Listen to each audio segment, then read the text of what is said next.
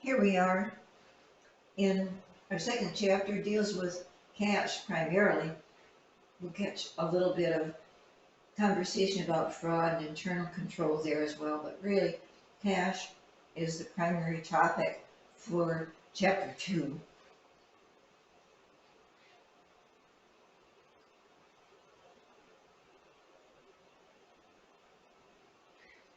Your learning objective, we're going to nail down some definitions for cash and cash equivalents, and then how we report them on the financial statements. And most importantly, we're going to put together our bank reconciliation.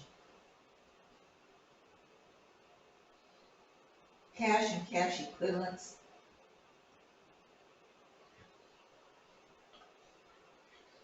Here's some conversation about internal control. And the point is that the individual that actually handles cash is separate from the individual who keeps the records concerning cash. Why? Well, if one individual did both functions, then if they were stealing, and every once in a while that does happen, if you're the owner, maybe you want to handle the cash. But at any rate, handling cash is separate from record keeping, and also we want to get our cash in the bank as fast as we can and be sure that if we're making payments, we have a record by check or by EFT, that's electronic funds transfer.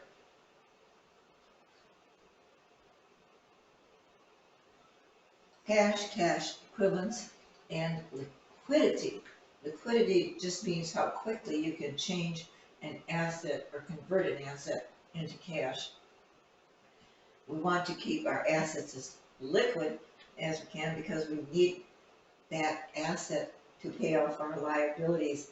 Cash, you can see the definition there for cash per se, is currency coins, deposits in bank accounts, customer checks, cashier's checks, certified checks, and money orders. Equivalents are short-term, highly liquid. Highly liquid means we can get our cash out of them quickly. Readily convertible to a known cash amount and close to our maturity date, not sensitive to changes in market value. Okay, so we can report it with accuracy if it's close enough to that maturity date.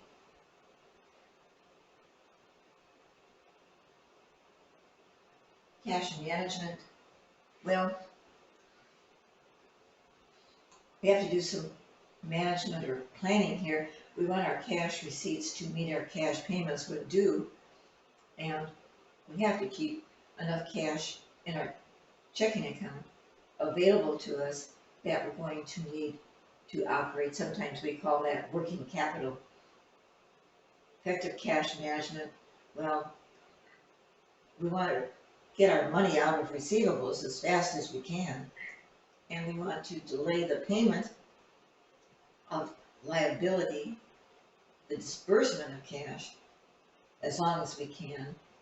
We don't want a lot of unused, unnecessary assets laying around. We need to do some planning of our expenditures, and if we have excess cash, extra cash, we want to be sure it's working for us, and so we need to invest any excess cash.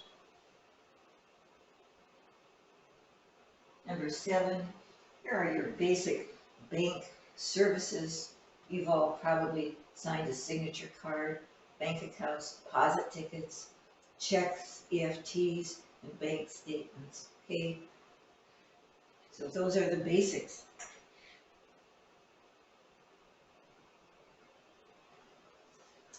Deposit ticket, kind of self-explanatory there.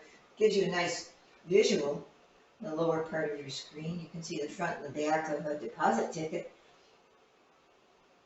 When you put money in the bank, you're going to fill one of these out. When you bring the cash and checks to the bank, it lists the cash and the checks along with the amount, and it serves as proof that the deposit was made.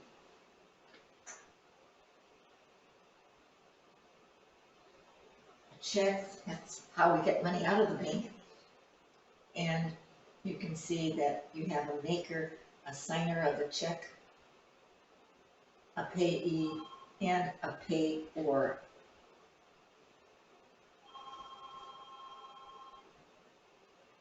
A bank statement, we usually get it once a month. Bank sends each depositor a bank statement showing the activity in the bank account. That's what it looks like. And here's your bank reconciliation prepared at the end of the month when you get your bank statement. It explains the difference between cash reporting on the statement and what we show in our books. So you can see the adjustments, bank balance adjustment on the left, book balance on the right. This is a nice slide. You want to mark this one probably to go back and refer to it. The adjustment to the bank balance, we add deposits in transit, subtract outstanding checks, add or subtract corrections of bank errors. On the right-hand side, we add interest earned and unrecorded cash receipts, subtract bank fees and NSF checks, add or subtract correction of book errors. Purpose, well, we want to be sure that our books are correct, and so we need to prepare this bank reconciliation every month.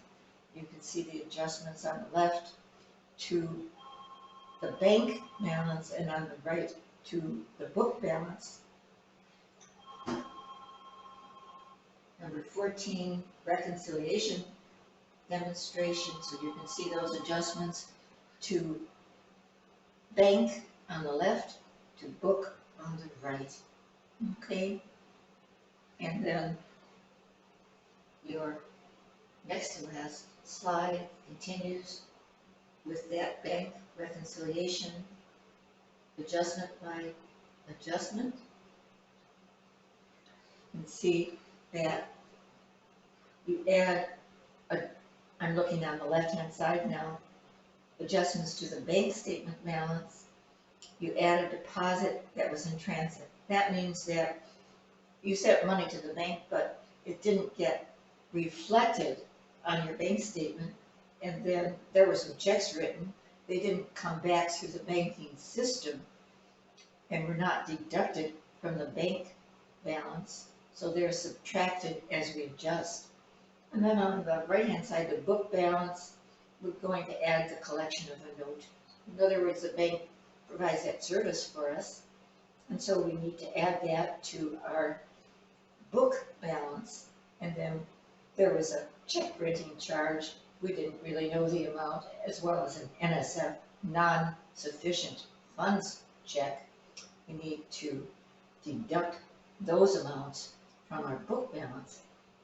Final lines there, you see you're doing okay. Your adjusted bank balance is equal to your adjusted book balance. One more slide. There's the end of chapter 2.